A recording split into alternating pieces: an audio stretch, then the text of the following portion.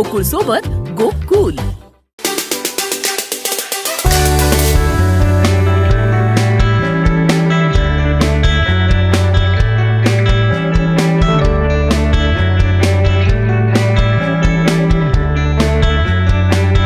Iran, America आणि Israel युद्धाचे परिणाम अजून देखील आपल्या भारतावर आहेत। आपण बघतोय की आता भारतामध्ये व्यावसायिक सिलेंडरचे दर हे 900 रुपयांनी महाग झाले। 923 रुपयांनी हा सिलेंडर कालपासून 1 मे पासून महाग झालेला आहे आणि त्यामुळे सर्वसामान्यांचे जे व्यावसायिक आहे त्यांचं बजेट कोलमडलेलं आहे। आपण वडापावच्या दुकानावर वडापाव बघतो की वडापाव देखील महाग झालेला आहे। एकंदरीत आज 20 रुपये वडापाव होण्याची शक्यता आहे, त्यांनी देखील पाठी तशी लावलेली आहे। एकंदरीत झालेलाच आहे। मागे काही दिवसापूर्वी हे 15 रुपये दर होते, आता हा 20 रुपयाने मिळणार आहे। एकंदरीत काय नेमकी परिस्थिती आहे हे आपण विचारणार आहोत काही जणांना।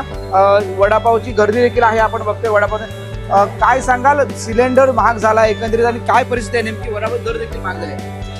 सिलेंडर 900 रुपये वाढल्यामुळे ना 20 रुपये वडापाव करण्यात आला, पण तो वडापाव मी सोमवारी करणार आहे 20 रुपये, तात्पुरता फक्त 15 रुपये ठेवला तात्पुरता। मागे एवढे अचानक दर वाढले सिलेंडरचे, काय परिस्थिती आहे?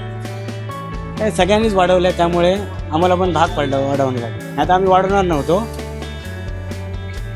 म्हणजे सगळ्यांचे दर वाढले आहेत। आपण बघतोय की वडापावचे दर हे 20 रुपये झालेले आहेत। एकूण सर्वसामान्य नागरिक हे वडापाव खातात। का की तुम्ही वडापाव घेता, एकंदरीत आता दर देखील वाढणार आहेत, काय सांगताय? महागाईमुळे वाढली आहे। महागाईमुळे अचानक हे 900 रुपयांनी व्यावसायिक सिलेंडर वाढले, त्या घरगुती सिलेंडर देखील महाग होईल, त्यावेळी काय करणार? निश्चितच महागाई झाली असं म्हणतात काही आणि देखील आहेत वडापाव खवय्ये। काय सांगाल, आज वडापावचे दर वाढले आहेत? हो, दर वाढलेले आहेत। सरकारने यावर काहीतरी उपाय करायला पाहिजे किंवा सरकारने काहीतरी नियोजन करायला पाहिजे की बाबा गरीब लोकांना हे वडापाव तरी खाण्यापुरते ठेवलं पाहिजे, एवढी महागाई वाढवली पाहिजे। सरकारने व्यावसायिक सिलेंडरच्या दरासाठी पण काहीतरी उपाययोजना केलेली पाहिजे।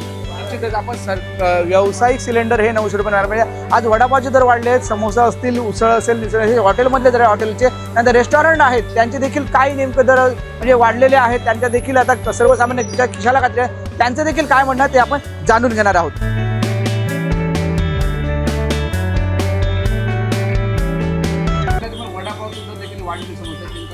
वाढणार, कारण का इंधन 1.5 महिन्यात गेला, जवळजवळ सिलेंडरचा दर दुप्पट झालेला आहे। पहिला 1600 होता, नंतर 2100 झाला आणि आता एकदम 993 रुपयाची वाढ झाली, 3100 रुपये सिलेंडर झालेला आहे। 15 आता काही ठिकाणी 15 आहे तो 20 होईल, कोणाकडे 20 आहे तो 25 होईल, ह्याप्रमाणे रेट वाढतो।